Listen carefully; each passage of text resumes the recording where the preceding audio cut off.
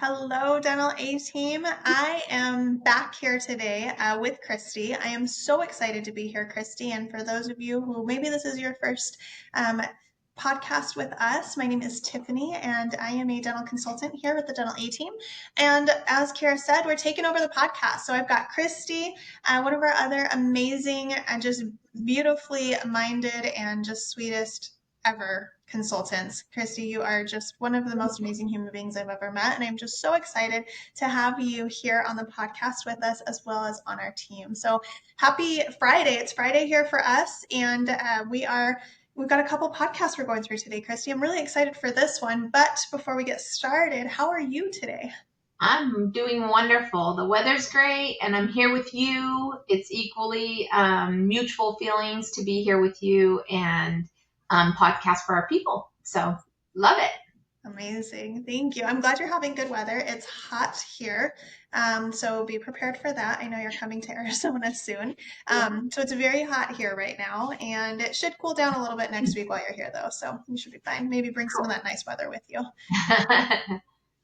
So today, you guys, I really want to chat. There's a few things I want to chat about, and today on this podcast, I wanted to chat through really making your life whatever it is that you want that to look like. And a lot of the doctors that we work with want to obviously cut down clinical hours. I think that's something that's on everyone's radar is really being able to work the days of the week that you want to in the practice and then investing that additional time back into your family and into your personal life, your friends, all of those spaces that you would normally spend that time, whatever that looks like for you. And Kristy, we've talked about this a lot, and I have one client I can think of off the top of my head right now that we have worked really hard to get his schedule and his intentionalities exactly what we're talking about today.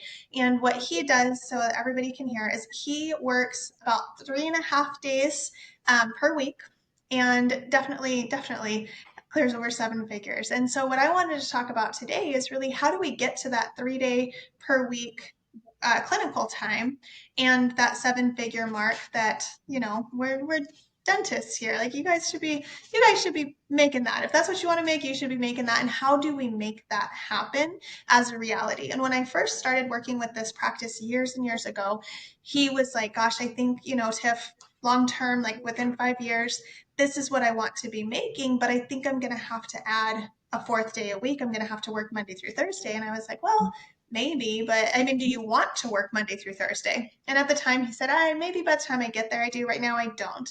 Great. Well, if you change your mind, then we can add it, but let's build this without that fourth day. And he along the way decided, you know what, I actually want to do 2 Thursdays a month because it just fits with his lifestyle, fits with what he wanted to do. So it turned into, average of 3.5 days per week. But he stuck to the idea of creating his practice to look like what he wanted it to look like. And I remember, Kristy, early on, and still to this day, sometimes it happens, but I remember early on him really acknowledging the fact that this was what he wanted for himself, for his family. This is what he's, is active in his community and within his church. And he wanted this to be a reality for him. His opposing side, what was happening there was that he was on a lot of dental forums with a lot of classmates and people he'd met at CE courses or wherever along the way, and he was really, really getting wrapped up in the numbers of it all and what they're doing and having a bigger practice and adding operatories and adding an associate and 5 hygienists. And he was thinking, gosh, to get where I want to go, all of these doctors feel like they've made it, you know? And is that what I need to do to make it? And I think all of us do this, whatever position we hold. I think even as like a mom, right? It's like just that comparison as we look at other people, other moms, and we're like, how come I don't do that? Or should I be doing that? Or etc. And it's gotta be so hard to live that way, right? And really, really what we had to do was we had to take a step back and think about what is the most important thing for you right now. What do you want your life to look like again, right? And what does that mean in your your life if you're posting. And we had to create all of those spaces from a feeling standpoint and then implement them. So my story, my that practice, is it just pops into my head. He's the one that pops in my head when I think 3 days, seven figures. And he's just come such a long way, and it's had its trials and its tribulations. But I really wanted to take a step back and look at what did we do? How did we create that for our clients? And how do we help someone to get to that point? And Kristy, I know you've worked with a lot of practices as well, and you've helped dentists do the same thing. So I wanted to take them through some of those processes today and the build out of those goals with the intentionality behind it. So, Kristy, I know you work with a ton of practices, and I know you've done this a million times. And if I were to come to you and say, gosh, I have this dentist, he wants to work 3 days a week, this is the amount of money that he or she wants to take home, right? The profit. What would be the first space you would coach on? Where would you say, let's start here? Yeah, I love that you're speaking that because again, we can make those goals. We just got to clearly define them. And to your point, I would definitely start with scheduling it, right? If Mm-hmm. that's what we need to make, let's reverse engineer it and block schedule so that we ensure that's happening. The other part that I would add in there is it's kind of funny that you're saying like 3.5 days a week because what we tend to see is when we do add those block schedule and doctors hit that 3.5 days a week, they tend to be more profitable during the time that they're there Yeah. rather than working 5 days a week. So yeah, most definitely I would start with, number one, looking at that goal and then reverse engineering it into the schedule using their scheduling blocks. For sure. I love what you said there because it makes me think of I always tell my son, like, gosh, you would take, and I would too, right? If I gave you an hour in the morning to get ready, you would Mhm. take the hour and be rushed. But Yeah. if I give you 30 minutes in the morning to get ready, you're going to be ready at 28 minutes. Like you're going to get it all in. You're still going to get it done. You're just always going to utilize the amount of time that you have. So what you said there is I do agree. I do see a lot of doctors that will work less clinical than other doctors, and their intentionality behind getting the production in there, especially when there's a really good why behind it, is so high that they work harder to get that production there and to maintain it. And so they actually do become a lot of times more profitable than doctors who are working maybe 5 days a week because their production is getting spread out, especially on the scheduling side for a Mhm. team. They're like, well, I got to have something on Friday. We got to be here. So I'm going to put this crown on Friday. Whereas if we were only Monday through Wednesday, it would probably get stuck on Wednesday this week rather than Friday and giving so much availability to the patient. So I totally agree. And you're spot on with the goals. So that's exactly what we did. We said, okay, well, if you want to make this much money take home, what does that look like fixed cost wise, overhead wise? So we had to build out what that goal meant, how we could get the practice to be profitable enough to make that much money as take home, and then reverse engineer that. So we had to say, what does that look like? All the multiplication, the addition, all of those pieces, what does that look like in a production goal so that 98% or higher of collections gets you to that profitability? Then you have to backtrack and say, well, great, this is how much money I need to make this year, maybe $1 million, right? We want to break 1 million this year. How do I do that? What does that look like per month in production? Then we say, okay, divide that by how many days per month we're working. So if we're working 3 days, right, it was probably about 12 days on average. So what does that look like every day? And how much production does that equate to? And I do have to say, caveat here, because I think it's easy to say, okay, yeah, but what about the fee schedules? Totally agree with you. You need to get your fee schedules up. Number one, if you can do anything about your fee schedules, go work on those. First and foremost, number one, get those things in line. But I do have to say, this dentist I'm thinking of specifically is in the heart of a very saturated state and a very difficult area to get fees increased, and he is PPO driven in a lot of different directions. So it is possible. It just depends on what you're willing to do, and then also what treatment you're doing. So what we have done with that, right, is we've built out that block schedule. We've built out how his optimized days would look. So when is he doing his crown preps? When is he doing his large treatment? Is he doing root canals? He doesn't love them. So which root canals is he doing if he's going to do them? Oral surgery, like what are we doing in those 3 days, and how do we build the production to match that daily goal?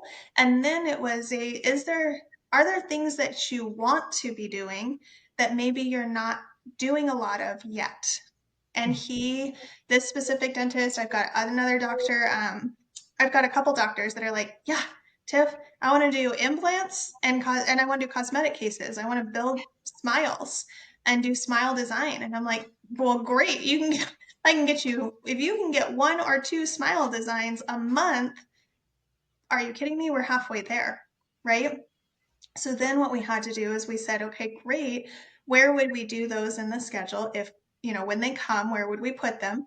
And build that out as well. So obviously the implant placements, like those were going to go first. Where are those going to be? And how many implants do we need per year to help equate to that goal? And then Kristy, I know you've done this a few times as well, looking at the marketing space, right? Yeah. Because what do you feel like, Kristy, then we've got this goal set, we've got this block scheduling in place, and we're like, okay, great, we want to do more implants and more cosmetic cases. Kristy, what would you then look for to increase those within the practice? Yeah. Well, number one, I always like to go mining in our own patient base, and I love that you mentioned like the service mix and doctors wanting to do, specifically in this case, the implants, because it's funny how many times we hear that. And then we go back and look like at the last 12 months and maybe they've done 5 implants. I love doing them, but why aren't we doing them, right? Yeah. And so just by recognizing that, putting a goal to it, and then consistently going back and measuring that. We've talked about this before, Tiff.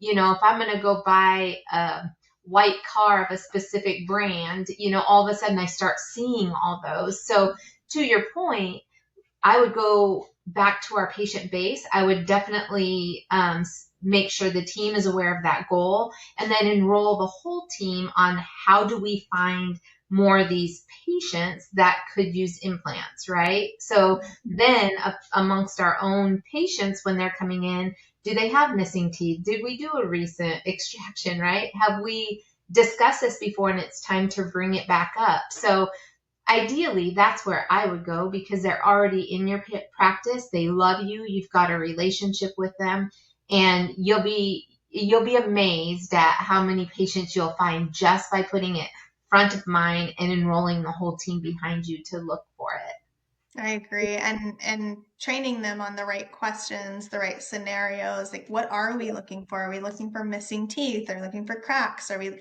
like bringing that awareness? I totally agree. I think everything we want is actually already here. We're just not tuned in to see it. So just like the car, we want the white Camaro because we never see a white Camaro. We make that decision to like, that's what I'm going to get. I'm going to get a white Camaro because no one has them, right? Or a purple Camaro because no one has them. And then the next thing you know, you're like, well, shoot, I was wrong. There's a million of them. I want something different. And you're just going to keep going on that road because you brought the awareness to you. So I love that analogy. And I think it's so fitting for any treatment that you're trying to increase in your practice. It's already there. We're just not attuned to looking for it yet. So there's already opportunities there. How do we get the team members in line with seeing them to support you in the diagnosis? Now, the biggest thing I can say right now is if you have this goal or a different goal, I don't care what your goal is. If your goal isn't to work 3 days and make 7 figures, that's fine. Whatever your goal is, enlist your team in the support factor of achieving that goal, because without them, it's all on you. And there's no way, doctors, that you can do it all. You will not remember all of these spaces to look for the implants, especially if you're like, well, Tiff, gosh, Kristy, I want to do implants. I want to do cosmetic cases. I want to try all on fours. I want to, I want to reduce the number of root canals I'm doing, but I want to do more extractions. Like, gosh, dang it, there's 16,000 different things that you could want to do that are top of mind on your brain. But what is the decision of today? What is our focus? How are we going to measure it? And how are we going to stay consistent? I've had multiple dentists want to add more implants. And Kristy, I love how you said to go back through the inventory, because it's exactly where we started. Many dentists have done this very successfully. I know with me, with you, Kristy, with all of us, and on their own, really looking at how many did I do?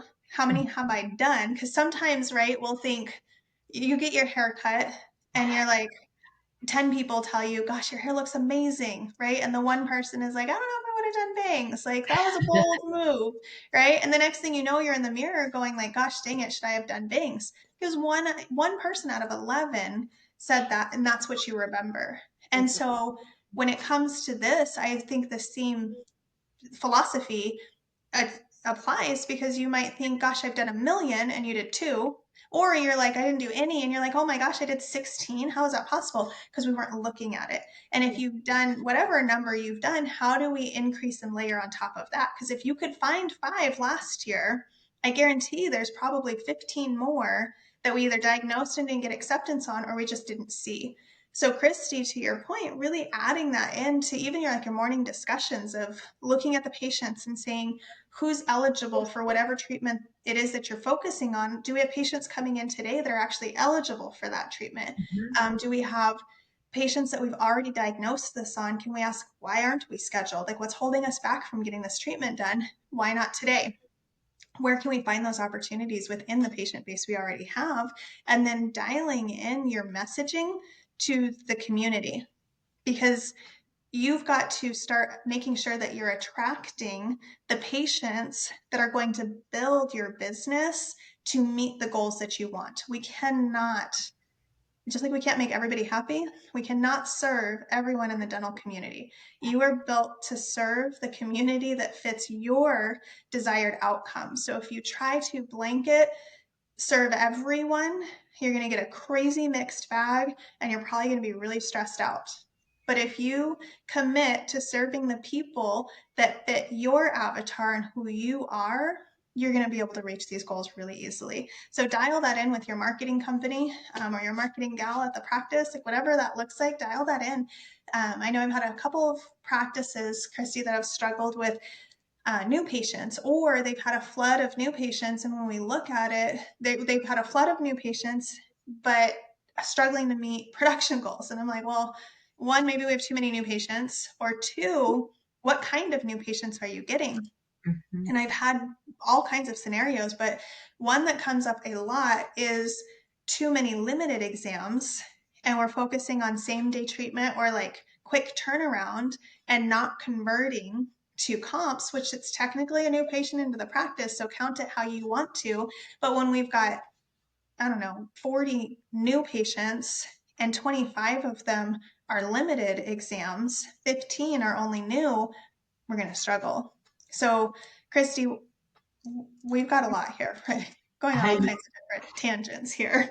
And we still have one more point that I wanted to get to, but let's recap. So we've got building out the goal, reverse engineering that, and making sure we've got block scheduling in place, which we're not going to clearly do like a huge block scheduling podcast today, but there are a million, and you can email us hello@thedentalteam.com for tips and tools as well. And then dialing in that marketing space to make sure we're getting the patients that we want, internally marketing to our patients, making sure that we're speaking to them, and then externally marketing to the patients that we want as well. And then Kristy, this is a space, this next one that I'm going to allow you to get to. This is a space I think you do really well with teams. So getting to the 7 figures, production is one space of it. The right patients, that's just one space of it. But we can produce all we want. And if the money's not coming in, you're just upside down, and you guys are just tired. So Kristy, we can both talk production for freaking days and marketing for days, but what do they need to do on the flip side of that? And what support, again, from their team members do they need to make sure they have in order to reach this goal? Yeah, absolutely. I always like to say, number one, let's start with what is our parameters for the office. Your team members that are presenting finances, they need to have the understanding, what can they do? What are the tools in their tool belt to offer to patients? And then it really is about getting creative. Even if the office is wanting everything paid in full on the day of service, are we letting patients walk out the door just because they can't pay it all at one time? We could get creative and potentially even do like a layaway process, right? Or if these are big treatment plans, do we have the right third party financing? Yeah. There's specific finance companies that do larger amounts. And so getting to, when we're presenting financials, understanding truly what are the parameters, setting the realistic expectations within the office of what is our goal for finances. We want 98% as a minimum goal for collections. So ideally we're meeting that. And then, also just making sure we have means for people to say yes financially, if you will. So Yeah. Yeah. And I love the way that you go through that with your clients on getting that yes and getting the financial options dialed in, because it is different for each doctor in a lot of ways. And in addition to that, making sure we have that follow-up process. So if we can yeah, have the tools to treatment plan correctly, collect in advance or on the day of treatment over the counter correctly, fantastic. And then on the flip side of that, we've got to have the systems in place for insurance claims follow-ups. And then if there's anything outstanding after insurance for patients, how are we going to get that money? How are they going to pay? And what are our options for that? Because just like you said now, Kristy, making sure we have those options for treatment planning and case acceptance. Well, what do they do? What are their options if they have a bill left over? Is it the same? Like, what does the team do with that? So I agree, having those protocols written and having them dialed in and trained is massive. So thank you. That is a space I yeah, think you really thrive. And I've watched you I've watched you train doctors on how to do collections. So I think that's impressive in itself. So I want to make sure you got all of that out there. Thank you. So recapping, we've got making sure you guys know what it is that you want first and foremost. Know what it is that you want. Reverse engineer from there on how you're going to get there. So build the financials out, and then also build that block scheduling in there, you guys. We harp on block scheduling, and we're not the only consulting company that works with block scheduling, and there's a reason for that, because it freaking works. I just got off a call with a doctor an hour ago that was celebrating a 6% decrease in overhead for quarter 1 because scheduling is working, collecting is working, the protocols that they put into place. And she specifically said the block scheduling is working. So this is within an hour of us recording this. Go do it. And then making sure that your marketing is working internally and externally. You're attracting the patients that you want into your schedule and getting those collections processes in place, you guys. If you don't have them, if you need help with any of this, you know to reach out. That's what we are here for.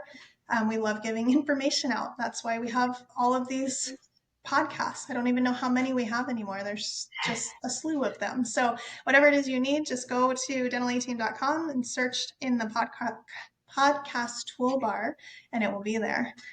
Kristy, parting words. I know I shock you with this. I won't be shocked anymore. But I love your parting words always. So if you could wrap today's podcast into a bundle and impart some wisdom on these doctors that are listening, what would it be? yeah. I would say number one, track and measure, right? If that's your goal to do more of that, let's get more of it. Track and measure. When you have cases closed, really take a look at what did we do? Like, how can we repeat what happened? Your conversations, everything, And then when you are treatment planning implants, because we were talking about implants, say, and you have patients that leave and don't schedule, make sure your admin team or treatment coordinator, whoever is presenting that treatment, writes down what was the patient's words, what were their objections, because that's where our opportunity lies. And a lot of people automatically think it's a financial thing, and sometimes it's not financial. Sometimes it could be from the clinical side.